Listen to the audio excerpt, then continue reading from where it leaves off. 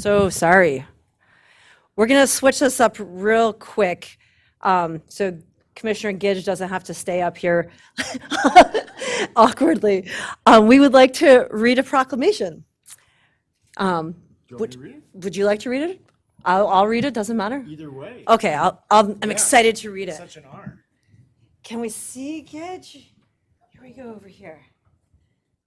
We're not doing this very well for the photos, for the cameras over here. Right here. I can always share photos from this angle. Okay. Yeah. Okay. Oops, gotta go microphone. Maybe I'm gonna go around in front and then he can.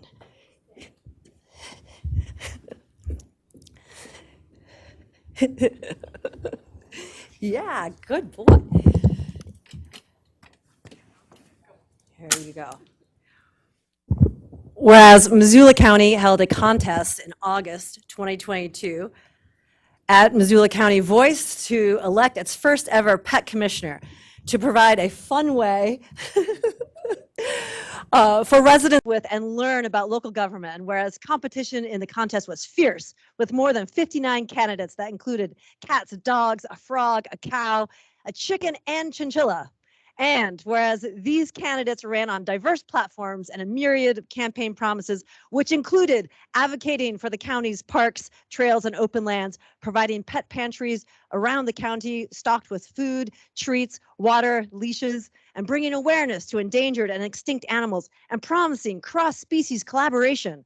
And whereas following an intense campaign season, Gidge, the tripod, a three-legged border collie, beat out the competition with 174 votes. And whereas Gidge lost his right front leg as a puppy and was abandoned at only 1 year old, he was the last dog at the shelter when his owner adopted him from Missoula Animal Control in 2020, Katie Connolly.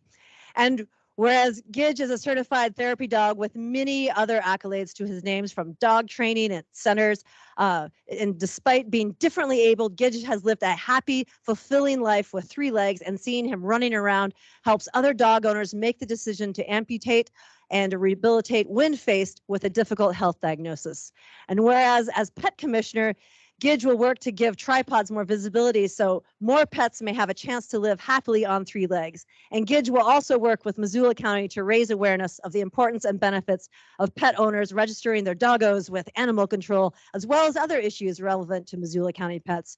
And whereas we have full confidence that Gidge will proudly represent the floofy puppers, chunky cats, and all other feathery, furry, and scaly babies of Missoula County. Therefore, be it resolved that we, the Missoula County Commissioners, hereby proclaim Gidge the tripod as Missoula County's first ever pet commissioner, and that he is such a good boy. Yes, he is. Yes, yes, he is. Hi, Gidge. Yes. You're such a good. Well, Katie, thank you.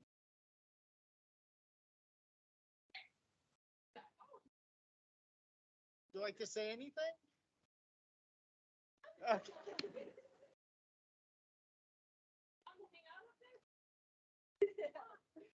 Never makes him comfortable. Yeah.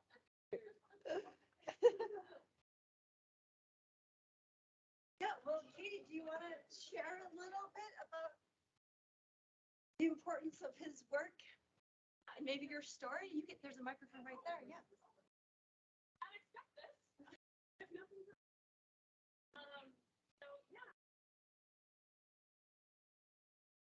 Oh, is it not on? All right. So in addition to his new position as county commissioner, which clearly he's taking very seriously by the look on his face right now, he is also an ambassador for the Tripod Foundation, which helps people find funding in order to amputate and rehabilitate instead of euthanize. Keeps more dogs with us longer. Who doesn't want more puppies in the world? So doing lots of good work there. He has more qualifications if he had a LinkedIn than I would, or than most people in this room. I'm sure he volunteers at the University of Montana. He is a registered therapy dog there. So he's next going to be there on October 24th at the Davidson Honors College. If anyone wants to say hi to him then. He helps me find morel mushrooms because he's trained in nose work. He's trained in advanced dog agility Kansas Canine Good Citizen. Like the list, I'm sure I'm forgetting things, just keeps going on. So we'll see what he does next.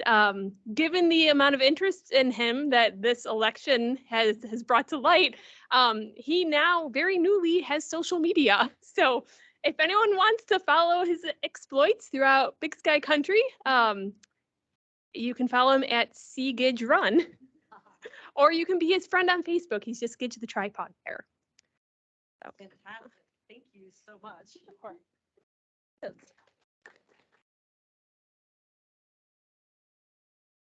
Do you think it's an overstatement or an inaccuracy to say that this is the first such commissioner that we have in the state of Montana?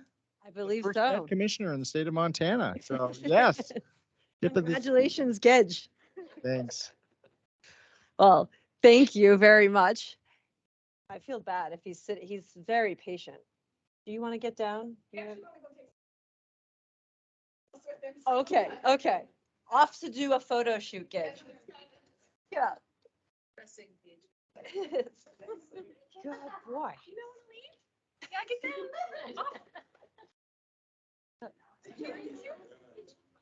Oh, is he gonna jump? Okay. Not gonna have him jump. Yeah. Great to meet you, Gedge. Thank you so much. We look forward to working with you. We look forward to looking for morel mushrooms next spring.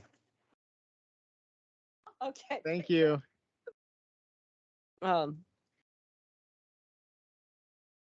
seem to know what's missing. And then we have a second proclamation.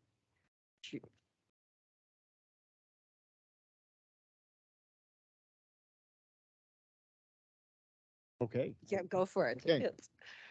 Whereas September 15th marks the independence from Spain for a number of Latin American countries, including Guatemala, Honduras, El Salvador, Nicaragua, and Costa Rica, followed by Mexico on September 16th, Chile on September 18th, and Belize on September 21st.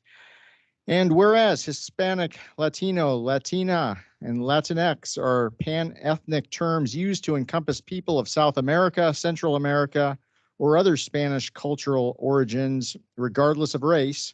And whereas National Hispanic Heritage Month began in 1968 as Hispanic Heritage Week and grew up to a 30-day observance in 1988 to recognize and honor the diverse people and rich histories, cultures, and legacies that have Hispanic and Latin roots. And whereas between 2010 and 2020, the Hispanic, Latino, Latina, and Latinx population accounted for 51% of the United States population growth of 22.7 million.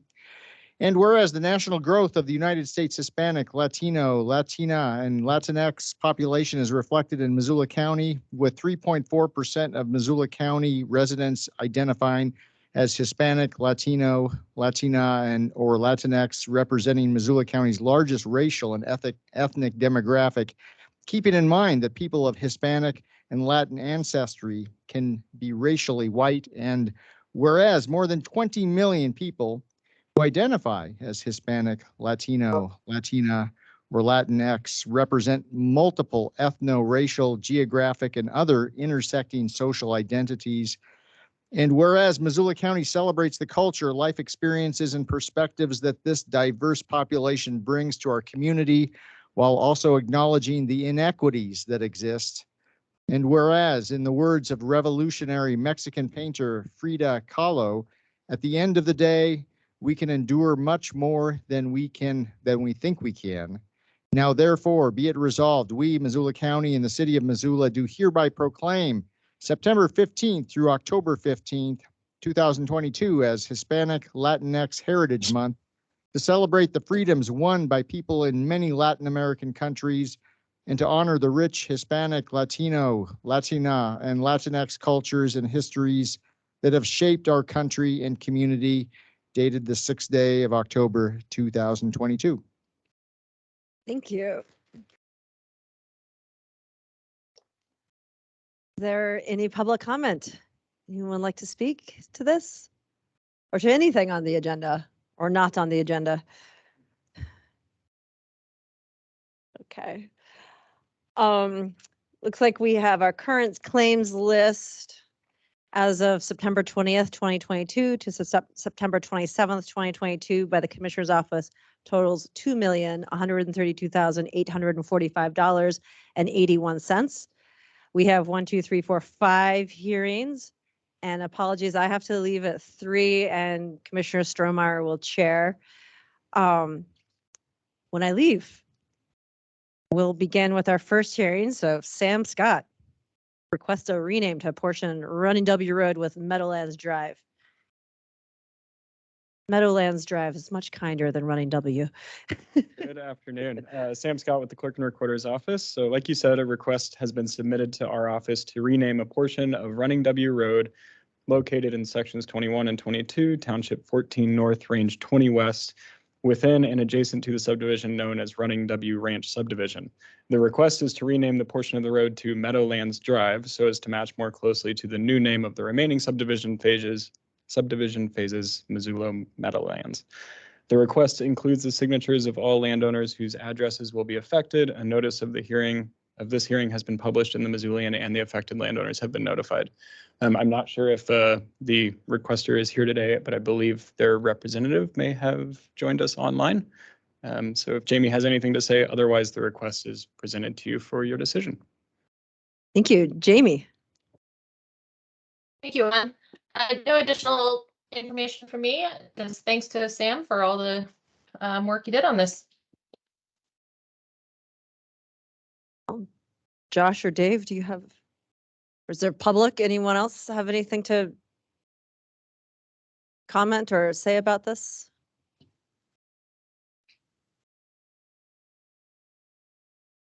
I don't have. Okay, I do not either, if we're ready for a motion. I'm happy to move, we make the change. Second. Okay, all in favor? Aye. Aye. Aye. Thank you. Thank Okay, you. Shane Stack with a, oh, sorry, Jamie. Nope, okay, Shane Stack with no parking resolution for North Avenue, just east of 29th Avenue.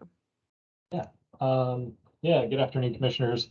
If you recall, on September 15th, we opened the public hearing to consider a no parking zone. And maybe I'll share my screen and kind of give you an idea of where this is located. Can you see that okay? Mm-hmm. All right. So this gives you an idea of what that parking zone would look like. Let me quickly kind of pan out here. Just to orient you to the area, this is the Big Sky High School campus here at the end of West Central. And if you drive down from there and hit the intersection of 29th and go north, there's this little section of North Avenue. And that was recently reconstructed through the efforts of our County Public Works staff and of course funded by the neighborhood.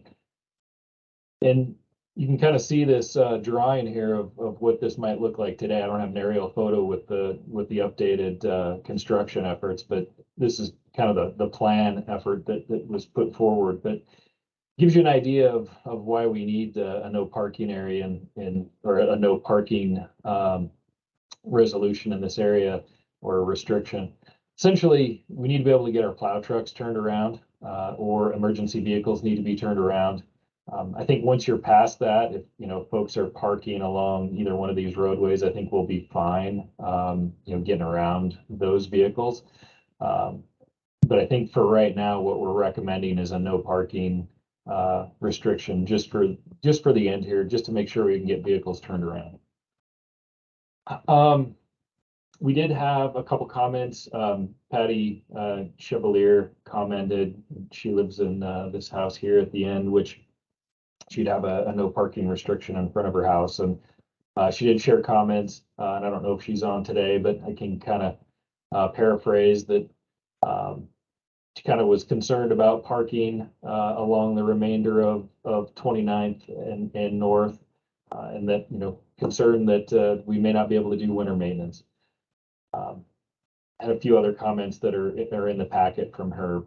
And then we did have another comment as well from Deb, who lives a across the roadway, and really was just more of a question about, do we have, parking restrictions at night, and we do in locations, but I think it was more of a general question, and I think I just answered her question. So those are the comments I've received since we've had the hearing opened on September 15th.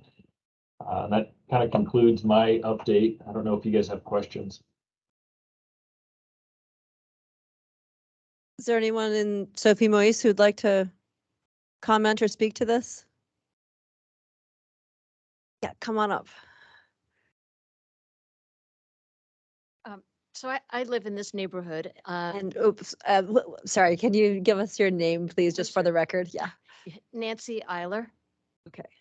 And is your microphone on? I Oh, think it okay. is, Thanks. So I live in this neighborhood as well. And we're very grateful to the county for being able to provide us with the opportunity to have an RSID and to get road work done on our street, which was previously dirt and now is nicely paved. That's a wonderful thing. And we're also very grateful that there's been an offer from the county to plow for us in the winter now that it's a county road. And so I can only speak for myself, although I'm somewhat familiar with other neighbors' feelings, that we just think it's important to make sure that the road, especially the cul-de-sac, can remain clear so that plows can turn and emergency vehicles can turn, so that we can have plowing and we can have access for emergency vehicles. So I think the neighborhood feeling is that we think the no parking resolution is really helpful so that we can have those things occur. Thank you. Would anyone else in Sophie Moise like to speak? And Violet, I can't tell if there's anyone on line. Okay. Josh or Dave, this is kind of in your neighborhood, Josh. Yeah, I'm really familiar with this, and I think Shane did a great job summarizing the situation. And I think I think we should head this direction. I'll second that. Okay. All in favor? Aye. Aye. Thank you. Thank you. Thanks, Shane. Thank you. Thanks, Shane. Okay, Shannon Terrio, first hearing to readopt a health code by reference. Thank you. All right, I'm going to share my screen. Thanks.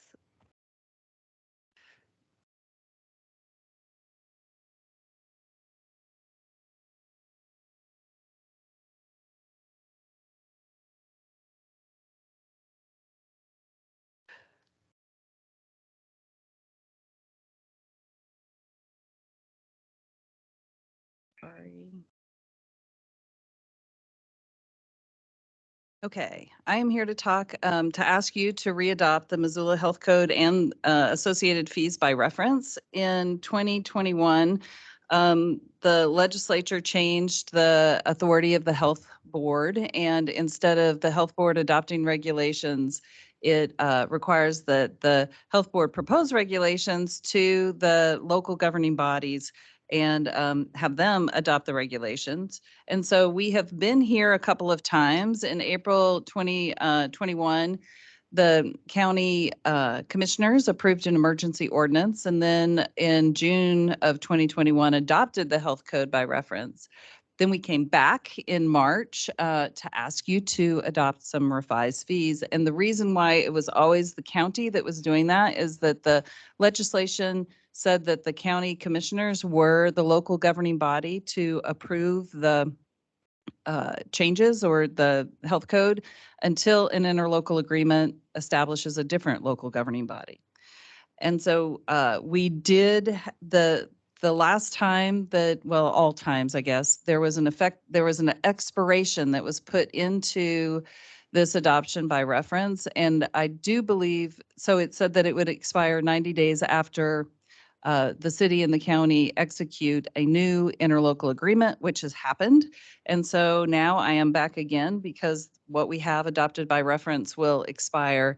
Likely, the reason that we have that in there is because of the jurisdiction section. So the existing ordinance says that it applies to all of Missoula County, but the interlocal agreement has some contingencies in it. And so the new proposed ordinance would mirror the language in the jurisdiction in the interlocal agreement, which would be that it applies to all of Missoula County unless the city council fails to adopt all or a portion of the health code, and that in the event that the county and the city don't work it out, which is the plan, that you would work together to come up with one agreed upon rule, then if that doesn't happen, then the county ordinance would apply only outside the city limits. State law does allow you to adopt health codes by reference, and this is just 76108, and we're following that process. So we have talked about this before, and I'm not going to go into detail about everything that's in the health code, except to say that I want to acknowledge, what the regulations are that are in the health code. So we have an administrative section. We have Regulation 1, which is our wastewater treatment and disposal systems or septic systems. We have a large group functions, requires permits for large group functions, solid waste management. Regulation 4 is about food service establishments. Regulation 5 is drinking water well protection that requires well permits and that wells are drilled where they are approved or at least 100 feet away from septic systems. We have a Regulation 6 that's about drop-in childcare facilities because that's not covered in state law. We have Regulation 7 for rabies control, has to do with our dog ordinance, the county dog ordinance. And so it works hand in hand with that. And then we also have Regulation 8, which is trailer court and campgrounds. And then we have the health code associated fees. So when you adopt something by reference, it does have to, of course, be available to the public for inspection so that they can look at it and have comments on it. It is available and has been available on our website. The easiest way to get there is to Google Missoula Health Code and you'll get there. It's also available by email and it has been recorded with the clerk and recorder as required by the law. So we are asking that you approve the first reading and provisional adoption of the resolution and ordinance approving the Missoula City County Health Code and associated fees by reference. And there will be then a second hearing in a couple of weeks for hopefully final adoption. Dave, you had asked earlier today, can you give us again, the definition of by reference, or what does that mean? And maybe if you're doing that, Shannon, contrast that to what we would, if we were not adopting it by reference, what would we be adopting here today? Okay, great. I can do that. So basically, adopting by reference means that there's a code that's published somewhere else, and you're saying we're going to adopt that whole thing. And by adopting it, you are putting it into action. You are approving it. And so if you weren't adopting it by reference, you would basically have a county ordinance that would look like the health code. It would have all of the words in the health, you would be adopting what I was showing you before, which was an administrative section, regulations 1 through 8 and fees, but it would all be spelled out in an ordinance as opposed to it being a package that you're adopting. So it sounds like it's more a matter of how we'd still basically be adopting the same thing, but it would be presented in a different format. That's right. Sort of. That's right. Yeah. And there's some confusion. I mean, the health code is the way that we're used to managing our regulations and enforcing and implementing our regulations. And so it kind of keeps that health code as an entity. Otherwise, what we would have is we would have a county ordinance about all these different health regulations and a city ordinance about all these different health regulations. So now this is the entire code for both governing. Right. bodies. And so what I haven't said yet is because the interlocal changed, even though more than likely, what we would have to do by law is take any changes to the city council. We're going ahead and asking the board to adopt a resolution, asking the city council to also adopt it by reference. And so that we have the health code will be adopted both. It's like being approved, right? It'll be approved by the city council and it'll be approved by the county commissioners. And so that's, instead of having a separate city ordinance and a separate county ordinance with all the same words, what you're doing is you are approving the health code. Thank you. Yeah. Is there any other questions or comments? Okay. Shannon, can you Oh. bring the motion back up again? Yes, I can.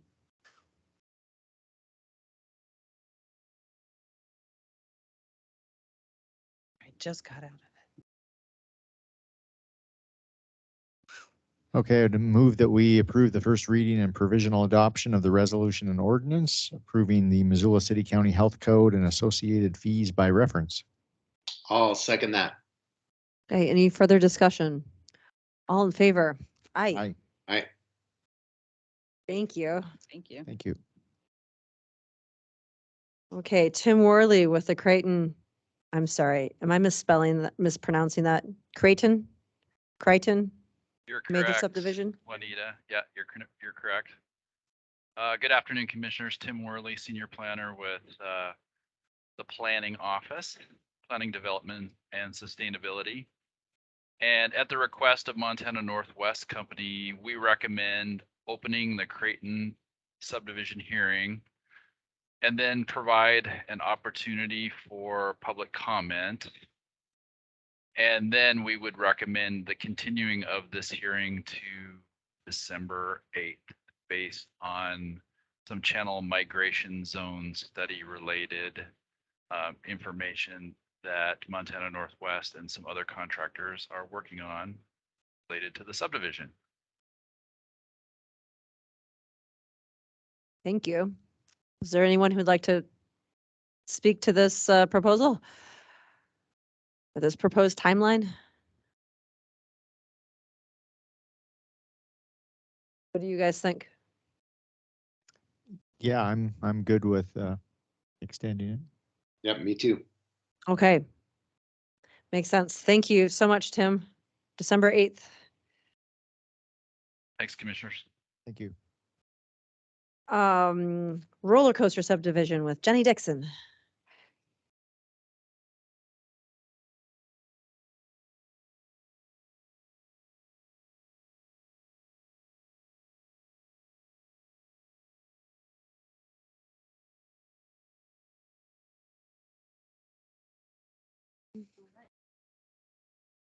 Good afternoon, Commissioners. And I'm glad that, I have to say, I'm selfishly glad that the last 4 hearings went so quickly because I'm glad to have you here, Juanita.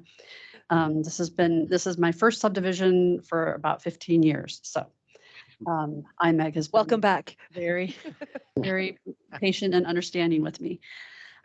So my name is Jenny Dixon. I'm a planner with the Planning Development and Sustainability Department. And this is a minor subdivision proposed by Roller Coaster Road LLC and represented by IMEG. The location of the property is out near the Y. It's on Roller Coaster Road on the north side of the road. And sure, can you see my? Yes, you can. It's not very big, but the property is just here on the north side of the road, only about a quarter mile from the Highway 10 intersection. And it gives you, this picture on the left gives you the context with the Y up north, and between this property and the Y interchange is an industrial park. And then the picture on the right zooms in a little bit and shows you the context that the property sits in. Adjacent to some residential, large tract residential properties, and then across Highway 10, some industrial, light industrial uses. The property was just zoned in July of this year to industrial center light. It was previously also light industrial. It was a kind of a a like for like conversion zoning. So it's been zoned light industrial for some time. The property is within the airport influence area, and as is required by the FAA, the subdivider will need to grant a navigation easement to the airport. And that's very standard. It is a condition of approval. Not at all unusual. So again, here's a context photo, but I wanted to put it in context of a subdivision that you approved last summer, Pontiac subdivision on the south side of Roller Coaster Road. I am going to want to just talk about that briefly here towards the end of my presentation, but just to give you some further context of this proposed subdivision and Pontiac. And I put this in just for fun because I think Google Earth is really fun and shows you the aspect of, and it clearly demonstrates that this property has been used for agricultural purposes in the past. You can see some riparian area over to the, well, on this it's to the east, and then over to the west and across Roller Coaster, you've got some riparian, but you really don't have any riparian area on this property. And again, running along the north property boundary is the railroad, and this is Highway 10, and this is Roller Coaster Road. So this is a 5-lot subdivision on about 11 acres. The applicant proposes to connect to city sewer and provide individual wells on each property. The property fronts on the south to Roller Coaster Road, and I've included a photo here. It's a little older photo, but really hasn't changed much out there of what Roller Coaster Road looks like. And then the on-site road proposed for the subdivision is a cul-de-sac road to serve the 5 lots, proposed to be 26 feet wide. Roller Coaster Road is a county gravel road. The on-site road is proposed to be, again, paved to 26 feet. At present, it's unnamed, so unfortunately, I have to call it the unnamed cul-de-sac road on-site. But though it is proposed as a privately owned and maintained road, the application does indicate that this road will allow public access onto the site for these industrial lots. And I would also note that at this width of 26 feet paved for that cul-de-sac, parking is not permitted on either side of that road. So curb and gutter is required along that on-site cul-de-sac road on both sides. The subdivider has requested a variance, and staff recommends support of that variance, especially since there are no comprehensive drainage facilities, as you saw in the photo of Roller Coaster Road, nor on any other properties in the area, and really until there's more comprehensive planning for drainage disposal, it doesn't make a whole lot of sense to require a curb and gutter. And as I'll mention later with the roads, same goes with the curbs, that a condition of approval has an RSID waiver attached to the subdivisions should we be in a position to initiate an RSID for curb and gutter at this location.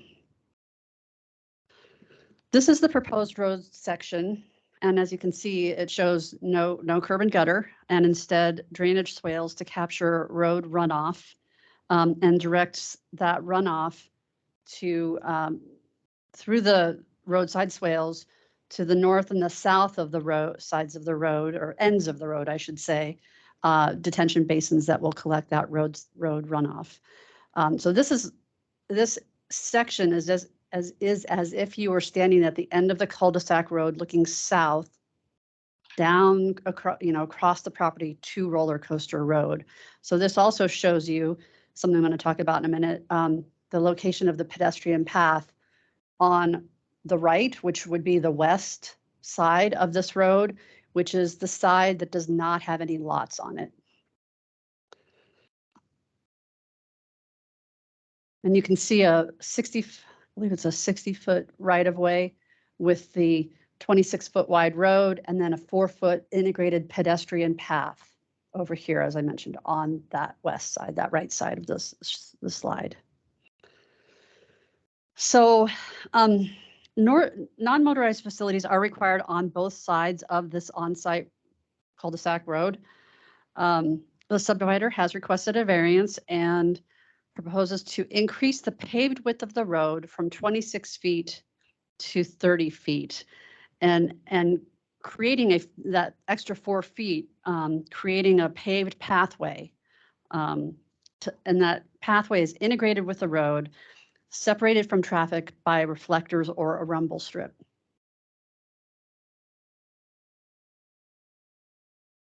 The reason this is required is that this property is within what's called the urban service area boundary that's shown in the green outline. And so higher standard of infrastructure is expected within this area, but it's not always appropriate, and that's when you see variance requests. And so thus the recommendation for approval of the curb and gutter request, even though it's in this urban area, we are supporting it given the context of the subdivision. However, staff is recommending only conditional approval of this variance request. And instead, as shown here on this slide, what you would see in red would be the recommended Ped Walkway, and the green would be the grassy swale, if you will. This I'm sorry, and this is keeping the 26-foot road, or is this the 30? This would be a 26-foot wide road. And then the recommendation is for a 7-foot wide grassy swale boulevard area and a 5-foot wide concrete sidewalk. Got it. Okay. That's what's required by the regulations. Okay. And I'm gonna speak to this, and the really the kind of the crux of this whole subdivision is that issue. So, but that recommendation for conditional approval, essentially denying their request and going with some other alternative for this variance, is based on the findings of fact related to the variance request, which concludes that approval of this variance would be contrary to goals in the growth policy for this area. Specifically, the 2019 Missoula County Land Use Element recommends all roads in industrial centers provide non-motorized facilities. On page 47, it states, additional separation for non-motorized facilities such as protected or buffered boulevard sidewalks and enhanced crossings are needed when vehicle speeds and traffic volumes increase. Of course, separating a walkway from a roadway provides area for snow storage and a safer transportation corridor. And the separated walkway from the roadway was supported by both the health department and in more recent conversations with Public Works. In the last several days, I have been working with IMEG to talk to them about their proposal for the walkway on the west side. And they have agreed, and I believe Joe from IMEG will address this afternoon, to move that walkway from the west side to the east side. Still as a 4-foot asphalt path, but they've agreed to move it to the side where the lots will have direct access to it. And so that's a good step. That's great. We're very happy about that. So the remaining issues are surfacing and the separation. So I want to take a minute and talk about this nearby Pontiac subdivision, which was approved by the BCC in 2021. And Dave, there's a reason you don't remember this because you weren't present at the meeting. But I did go back and I listened to the hearing, and I listened to the presentation given by staff and the developer and the discussion. And the subdivider is basing their current walkway variance in the roller coaster subdivision on the approval of this variance in Pontiac last summer. It's the same thing, and in conversations, that's kind of what they've said is, hey, it happened before. We think it's the same situation. We want to ask for the same thing. Last summer, for the Pontiac subdivision, staff did recommend denial of that subdivision, or I'm sorry, of that variance. However, based on information presented by the subdivider, the commissioners approved a 4-foot wide integrated path from the separated from the driving surface by a rumble strip. That subdivision, as you can probably see there, is an 8-lot subdivision. And so it had a few more lots than what we have right now, the 5 lots. One of the primary reasons identified by the BCC in that hearing for approving the walkway variance was a lack of future connection to the south on this subdivision. It's just not going anywhere. That cul-de-sac is the end of the roads, literally. That is also absolutely the case here, right? It's got a railroad to the north of it. It's not going anywhere. However, there are some key differences and some points to consider when evaluating this variance. The first one is on Pontiac, oops, the drainage from the lots was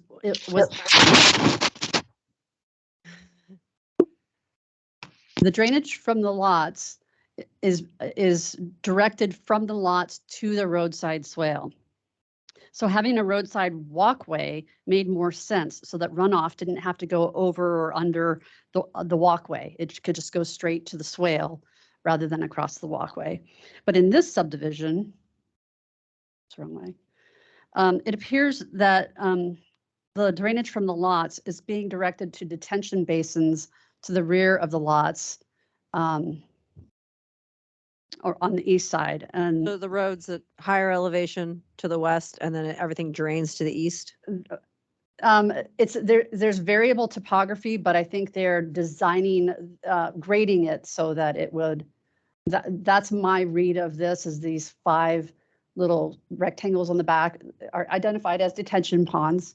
And then it's not shown here, but there's a detention pond here at the end of the cul-de-sac and here at the beginning of it, which is to capture that roadside runoff. And so unless there's information I don't have, it seemed to make more sense in this scenario that that roadside swale was more possible here than on Pontiac. And so that's one point to consider. The second point is that, and did I answer your question, Juanita? Yes, Okay. thank you. Parking, while not permitted by the subdivision regulations or the fire district on a road of this width, 26 feet, it does have the potential to interfere with pedestrians, the pedestrian use of this walkway, especially in the winter, when there may be no clear distinction between the road and the walkway. Pontiac was presented as a private road with a gate at the entrance of that road. This road is a privately owned and maintained, but it is also proposed with public access, meaning the public can come in here and use these lots. On Pontiac, the pedestrian walkway, going the wrong way, would have 7 curb cuts on that road, interfering to some extent with a walkway. On this one, there will be only 3, as shown here. This one, the ones to lots 3 and 4 is a shared access, and then lot 5 has its own access. And finally, Shane Stack, Public Works, brought to my attention something that I should have been paying attention to earlier, which is meeting ADA, what he called PROAG requirements on this proposed path at a 4-foot width integrated with the road. Does this meet ADA requirements? And his primary goal is to get an RSID waiver to ensure if we don't get an adequate Ped Walkway now, that we have the RSID waiver to get it later. But the regs require something now. And so he said, well, just make sure whatever you do now meets ADA. So that will be, if you decide to go with staff's recommendation, I will have an amendment to the condition to just insert some language about ADA compliance for a Ped Walkway. The primary concerns for the subdivider are cost and ease of installation and maintenance of a walkway. With a private road maintenance agreement, as this road is proposed to have, adjoining landowners will have the responsibility to maintain their walkways. And I just have 3 more slides giving you some example walkways so you can kind of envision and imagine what might be able to happen here. So in this Clements Road example, you can see an asphalt walkway separated by what looks to be a 5-foot wide grassy boulevard. The conditions here are quite different than our current subdivision. The speed here is higher. There's more traffic volume. There are other road connections. And so that's something to consider if you are wanting to explore ways to consider the variance request from the subdivider. So given the differences, really what the intent of this slide is to show you what it could look like. And maintenance is often put forward as a reason why we can't do this. You know, these ped walkways that don't get used don't get maintained, but it's the responsibility of the subdivider and then eventually the lot owner adjacent to that walkway to maintain it. In this Montana Highway 135 example, you'll see a differentiated surface, a concrete sidewalk as a ped path with what are called candlestick separators. So if you want to consider a ped walkway integrated with a road surface, I would at the very least recommend separation similar to this example with a differentiated road surface and candlesticks that work year-round as a separator, not only when the road is snow-free. Okay, last slide, and then I'll get to the motions for you. So this is a schematic that shows each lot depicted with paving and building and as we talked about earlier, the detention ponds, and then of course the road with the driveway ingress and egress points to each lot. The ICL zoning sets a maximum impervious surface of each lot at 70%. That is reviewed at time of building permit, so I did not review it with this subdivision proposal. This is conceptual, but I am just kind of putting it on record that we will be looking at that later with permits. Fire protection is proposed for each of those structures as a sprinkler system within each building. And staff is recommending approval of the curb and gutter variance, conditional approval of the sidewalk and boulevard variance, and then approval of the subdivision with 12 conditions. And as I said, there is I'm expecting possible revision to condition number 7 relative to the ped walkways. So I'm prepared for that once you get there. With that, I'll conclude my somewhat lengthy staff report. Thank you. Thank you. There are your motions. Joe, would you like to add anything? Or anyone from IMEG? Yeah, absolutely. I'd love to add a few things. Oops, did I? Still there? I know you got to go here in 12 minutes, Juanita. I'll try to be quick. It's okay. You still have Slotnick and Strohmeyer. Yeah, Jenny did a great job, so we'll just cut right to it. My name is Joe Dennert, and I work for IMEG office in Missoula. I'm joined by my coworker, Mr. Paul Forsting, and we are here obviously representing the developer fittingly named Roller Coaster Road, LLC. First and foremost, Jenny, thanks for the really thorough presentation. Welcome back. We're happy to have you back as a planner. You have been extremely collaborative, I would say, from the project's inception. And I feel like the presentation kind of teed up the commissioners with enough information to make an informed decision. I definitely want to thank you too for the recommendations of approval that were included in your staff report. And, you know, as you mentioned, we agree with almost every aspect of the recommendations except for the recommended condition associated with that variance request from the sidewalk and boulevard requirement for both sides of that internal subdivision road. Truth be told, we really just don't believe the sidewalk and boulevard fit with the commercial and industrial purposes being proposed for the subdivision. You know, like Jenny mentioned in her proposal, it's only required because we're in that particular area. And as she mentioned, that is subject to change depending on the proposal. It really doesn't fit with what's being proposed. And when we were originally designing this, you know, we did look, like we do oftentimes, at the comparable design in the area, and we chose to replicate that design that was approved for the Pontiac subdivision directly across the street.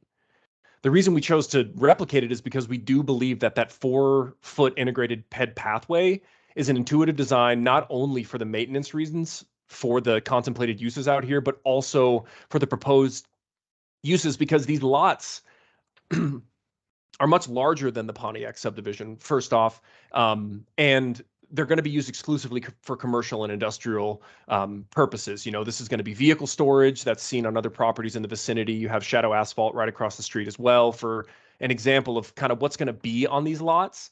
And the fact that the proposed subdivision road really can't connect to any future roadway It's bound by the railway to the north, and there are no existing ped facilities along the gravel road, roller coaster road to the south.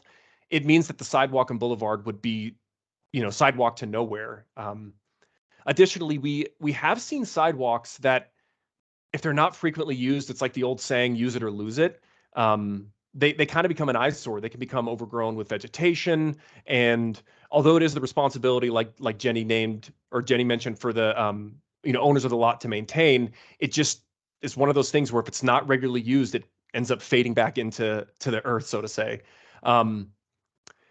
In an effort to better align with the county's recommended condition, we do believe that moving the pedestrian pathway to that eastern edge is a good middle ground option here. We are fine imagining that rubble strip along with reflectors and appropriate designation on the asphalt for the ped pathway, and assume that would be required and reviewed by County Public Works in order to fully delineate where that road ends and where the ped pathway would begin. All this being said, I do think Jenny did a phenomenal job in her presentation, and I really don't have much else to share. I hope you consider revising the recommended condition associated with the variance to better align not only with the proposed uses out here, but also with the developer's preference. And Paul and I are here if you have any questions or have anything that you want further consideration on. We have, plenty of information to provide. So thank you for your time. Thanks, Joe. I do have a question. So it's the same pavement structure, a rumble strip, and then when you say reflectors, what kind of reflectors were you thinking? Like the ones we saw on Jenny's photo, would you call it candlestick, or what kind of reflectors? Well, that's a great question. And in Jenny's photo, she was talking about the candlesticks being there, during the winter. I don't know how much use that ped pathway would have in the winter walking back and forth. Obviously, it's there, but I don't really feel like candlesticks would be necessary in this case. It's more so reflectors notifying vehicles, commercial vehicles that are going in and out of the roadway, lower to the ground, almost like you would imagine a reflector in the center line of a road, just delineating that pathway. And then so if you're plowing, then does a plow catch on? Does a plow catch on the reflectors, or how does that work? They just they can plow over, or they might catch. I don't believe they catch. Plows run these roads all winter long. But if that's ever a case, we're willing to entertain design questions for this approved ped pathway with Public Works to make sure we're adhering to everything that, Jenny was talking about, ADA standards and all of those regulations, but also something that works for maintenance, for snow plows, to make sure that vehicles aren't just going to drive onto the surface not really knowing a ped pathway is there. I think the intent of the reflectors and the rumble strip is to notify vehicles, hey, this is a ped pathway, not for driving on. It's for pedestrian use. Thank you. Yep. Is there any other questions or comments in the room or online?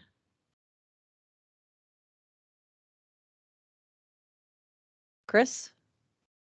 Oh, go ahead, Dave. So, Jenny, I'm trying to envision it.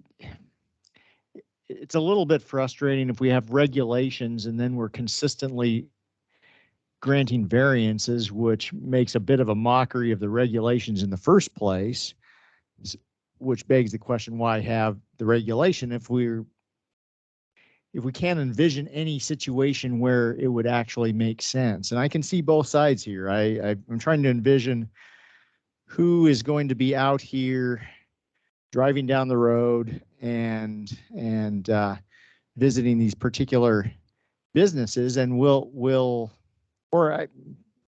hold that thought, Jenny. Joe, so tell us what sort of businesses are going to be out here? What do you envision being on these lots? That's a great question. The developer really envisions these lots mimicking what can be seen in the vicinity. Actually, it might be better if I can share my screen. Oh, I don't know. Let's see if I have that capability. No, I don't. It might be hard to give me that. Yep. I think Violet's hooking you up. You've got. Oh, okay.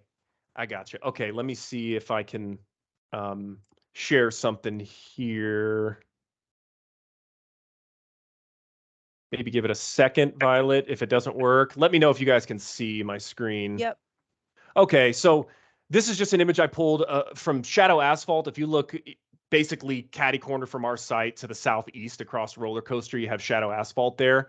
And here in this area of the photo, you have this larger commercial building, quote unquote, and then parking of fleet vehicles, parking of construction equipment, storage of industrial uses. You know, that's really what the developer envisions out here. Maybe some shop space to allow for coordination of activities that these particular entities are involved in. But this is focused from the developer's perspective on workforce, industrial, and commercial activities. This isn't, you know, a place for a coffee shop to pop up to be associated with the business on site. You know, this is strictly focused on workforce capabilities as a staging point for their vehicles, for the employees to coordinate for jobs out of their business on site. And, you know, I do think that it's worth mentioning here that, Dave, you hit the nail on the head. These regulations try to be a blanket. And the only reason we're subject to these regulations is because we're in that service boundary, that urban area per the regs. And that blanket just doesn't really, you know, that one size fits all approach is going to continue creating situations like this where you have a fully contemplated, you know, commercial and an industrial subdivision being proposed where you don't typically see a sidewalk or the requirement for a boulevard, because it doesn't really make sense with what's going to be coming in and out with commercial vehicles constantly driving over it. You know, it makes a lot more sense to have a single paved surface that's a bit more durable. So I guess here's my observation, or at least the conundrum I have, is that based on that description, you have businesses to which folks will be accessing them. You have no on-street parking. So I'm trying to envision in what scenario would people actually be walking on either a sidewalk or an asphalt path like this. The only case would probably be if they were going from one of these businesses to another. Again, since there's no on-street parking, you would not have a scenario where people would be farther down the street needing to access the sidewalk to get to a business a few lots down. So there is that. And then I guess also it still begs the question, are there any instances where if we grant this variance today, where we would actually see the need for a concrete boulevard and sidewalk? Jenny? Can you, I'm sorry, it might be helpful if we have like a visual Yeah. of like the whole area so that we can see. Let's see here.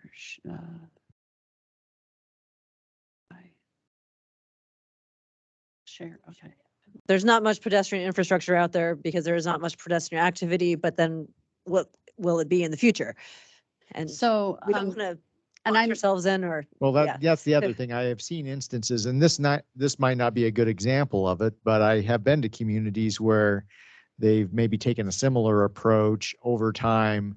Development patterns have changed, and then you have an area of town where there's no pedestrian infrastructure, and you find yourself walking in the Dragging your stroller through the weeds. yeah, Exactly. wherever. Yeah. But So- again, this might not be that. Yeah. And I've enlarged this so I can show you a couple of things. So disregard that place marker.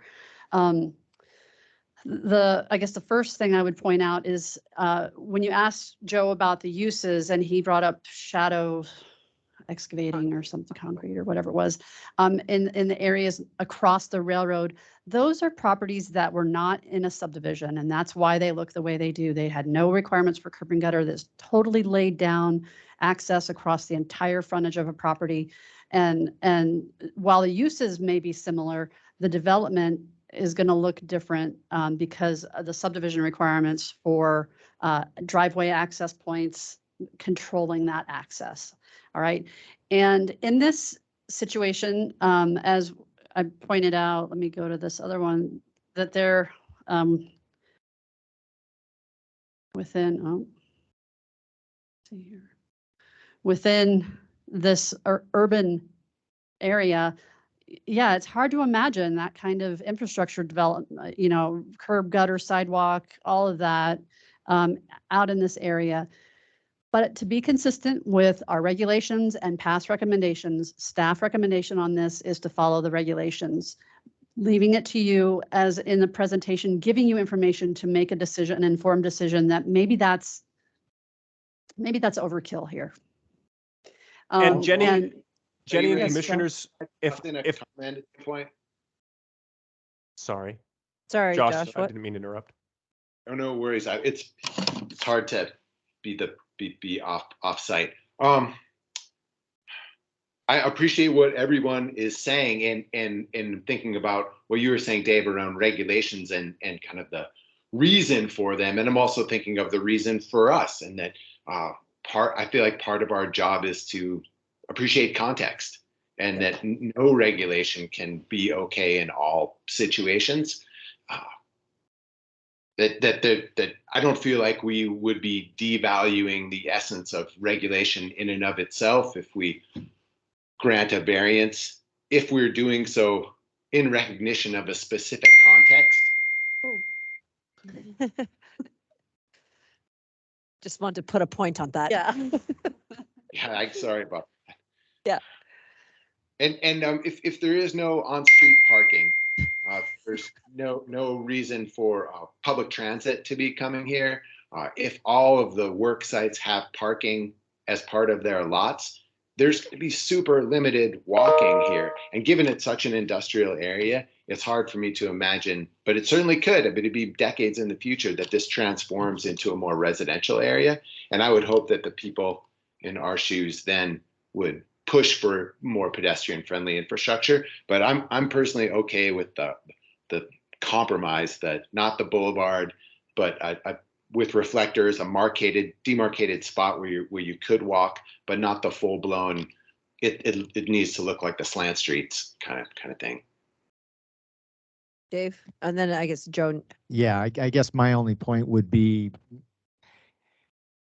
as we think about updating our subdivision regulations in the future, we might, I just want us to think hard about those situations where this would be appropriate, and maybe the level of infrastructure such as curb, sidewalk, gutter, and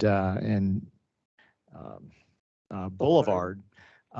Because again, if in these industrial areas we are consistently finding ourselves granting variances, and maybe for very good reasons, then it would be better to adjust the regulations so that we're not in a position of just consistently granting variances, and then the variances, the more likely situation would be, well, I would want the variances to be the exception to the rule, not the rule themselves, basically. I mean, do we need different curb, gutter, boulevard, sidewalk regulations in areas that are entirely industrial than we do in areas that have more mixed use? Yeah, I think that is the question. But then it's also, I mean, this particular one has that railroad, to the north, the dead ends, and I mean, so, and then the, roller coaster road isn't a pedestrian road. So this is unique. So I would hate to say, blanket all industrial areas. I mean, this is just a unique piece of property within an industrial area that I feel like we can. I know comms hates threads the needle, but thread the needle on. One, I think your observations are dead on there, and that, I think that's kind of part of our role here, is to recognize context and be thoughtful about it, and then not every spot is the same, and we create these regulations so we can see our values put into practice in real life. But some places we don't need to do that. They don't need to be built out to their fullest because the context isn't right. Mm-hmm. Sorry, Joe, you were trying to say something earlier. You guys said it all. Okay. There's nothing that I need to add. And oh, Shane Stack, you have your hand up. Well, and I just want to, I guess, throw this out too.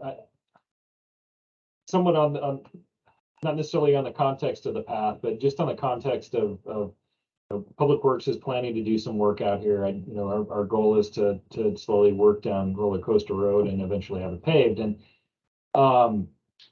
you know, working with these first few properties off of Highway 10, I think what we've witnessed is there may be some old surveys out there, and Joe, I guess I would just tell you to make sure and reach out to Steve Nide, and make sure that what you have platted out there is actually outside of that existing right of way. And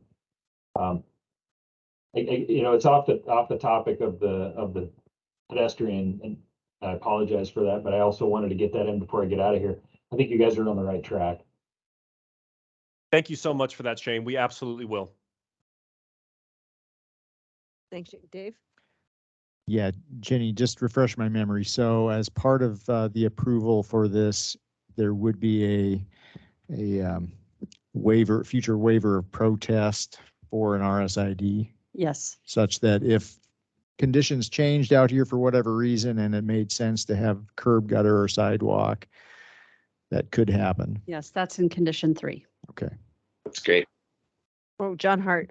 Commissioners, I don't want to get in the way of where you're headed, but I just do want to point out that those waivers are good for 20 years. And so, and you know, and that is a long horizon, but they do have a shelf life and they're 20 years. And John, after today, are those waivers ever revisited? What do you mean by revisited? They're on the plat. They would run with the land. Anybody who purchased a lot in this subdivision would be subject to them, but they're, you know, that shelf life starts on the day that plat is filed and runs for 20 years. Okay. There's not an occasion when we would look at them again, not unless somebody wanted to change the planning of how this area was, I imagine. Exactly. We would not have an opportunity to revisit these and sort of start the clock running again unless there was a wholesale land use proposal before us that would allow us to do that. Okay, thanks. Jenny? Give you some time to contemplate. And as you're contemplating, I just want to ask 2 questions, kind of guide or gauge where I think you're going. First is, are you comfortable with a minimum 4-foot wide? I'm going to add in language about meeting ADA, which may require more, but I want to have a minimum in the condition. So first is 4 foot, your minimum acceptable. And second would be separated from the roadway by their proposal for integrated in the horizontal surface of the roadway, a rumble strip or reflectors, or do you want something more 3-dimensional? I'm okay with the rumble strip reflector. Same. Sure.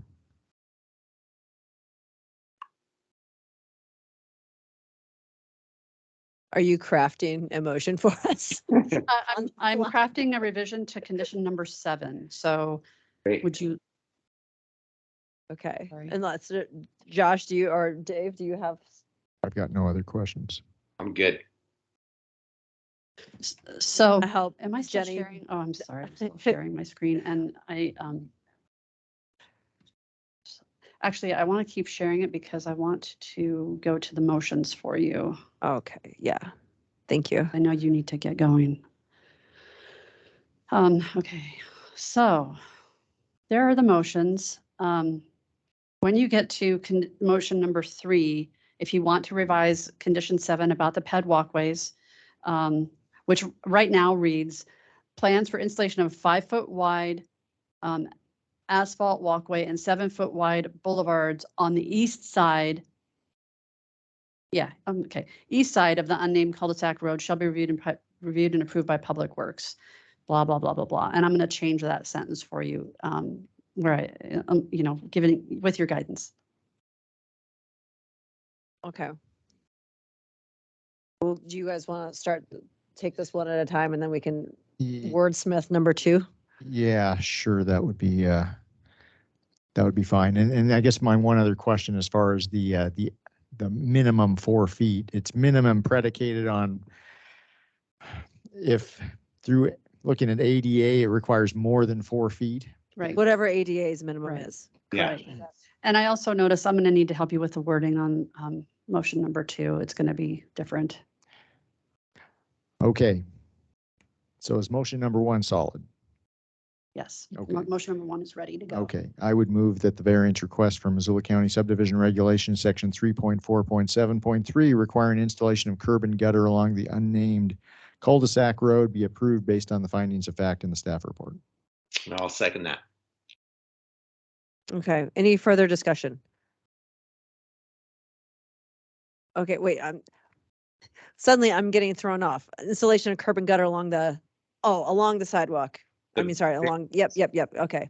Be approved. Yes. Just need to work through that. All in favor? Aye. Okay, and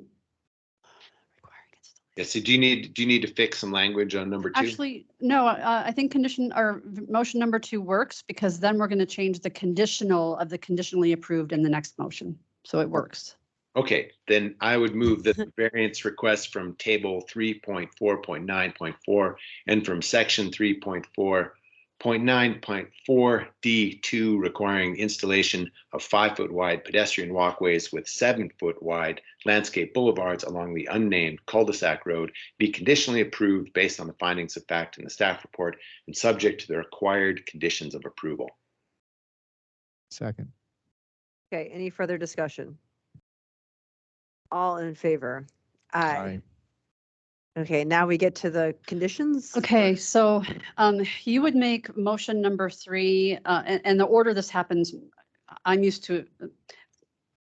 After we revise the condition, you would make motion number 3 to say as amended. And as amended would be a revision to condition number 7. And so your first motion might be you move to amend condition number 7 to read plans for an installation of a minimum 4-foot wide asphalt walkway integrated with the cul-de-sac road and separated by reflectors or rumble strip in compliance with ADA and PRO-AG requirements. That's all ADA.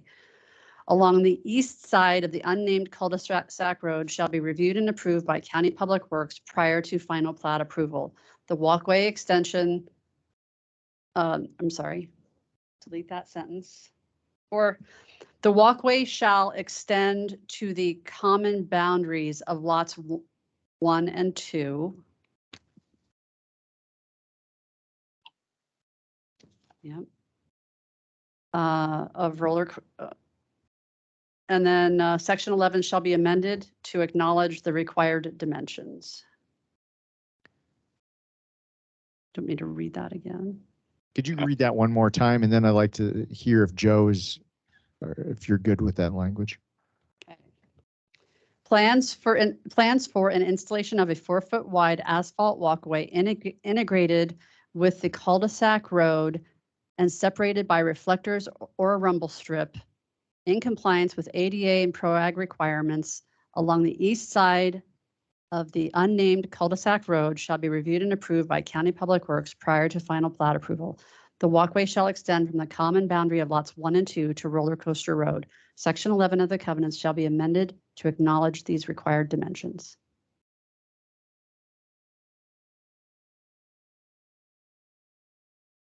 Joe? I'm here, and thank you for reading that, Jenny. I'm contemplating the implications. Currently, it sounds good. I'm just thinking of that last sentence, the shared common boundary between lot 1 and 2, because now we're looping around the other end of the cul-de-sac. No, it just takes it. Am I sharing my screen? I'm just making sure. It takes it from Roller Coaster Road up and around the cul-de-sac to the right boundary of lots 1 and 2. Yes. I'm okay with that language. Okay. Okay, I'd move that we approve what Jenny just read. Dave, I was ready to totally be impressed and have you recite that from memory. Just be in awe. But yeah, I'll second that. Okay, any further discussion? All in favor? Aye. Aye. Thanks, Jenny, for working on the fly. Yeah, thank you, Jenny. Sure. Okay, I'm. So I guess number. Then you Oh, make goodness. the Sorry. main- So yep, I the would main move that- motion I number would 3. move that the roller coaster subdivision be approved based on the findings of fact and subject to the recommended conditions of approval as amended.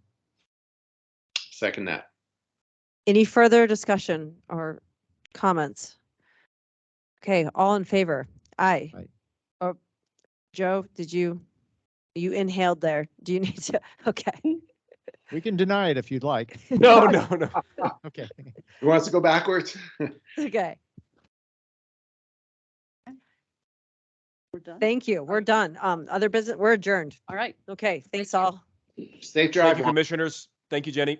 Thank You you. bet. Oh, there's a Russell Anderson.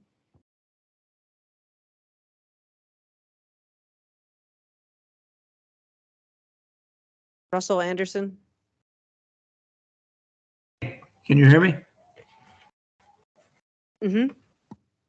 Yes, I'm Russell Anderson, living in the Target Range area, and I received a postcard the other day, just on Saturday, from the parks, trails, and open lands regarding putting a lock on the gate on the east end of Rose Crest Park, formerly Roseland Park, as it was originally identified. This seems to be rather straightforward and arbitrary to begin with, it without consideration of those who border this property. There's 35 properties that border the Rosecrest Park. Out of that, almost half of them live on a bench where the majority of the yard is in the backyard, and which would be down in access to the Rosecrest Park. If the gate was to be locked, we would be surely hampered by being able to get in for emergency services, septic systems, and a variety of other reasons. They're talking about putting a lock on it. I want to have a discussion with them and notify the people who are a part of this borderland to be a part of that discussion. I think that's necessary before that lock is put on the gate. I'm looking for help as much as anything else right now. Thanks, Russell. Yeah, I think well, suffice it to say, we've heard from plenty of folks the past few days on this topic, and we will be taking a hard look as far as what options there might be to not have such an abrupt change as you pointed out. So that discussion is happening right now, and we will make sure that our parks, trails, and open land staff are aware of your comments today. I appreciate that. Thank you for your help. Thank you. Thank you. Okay, we'll be adjourned.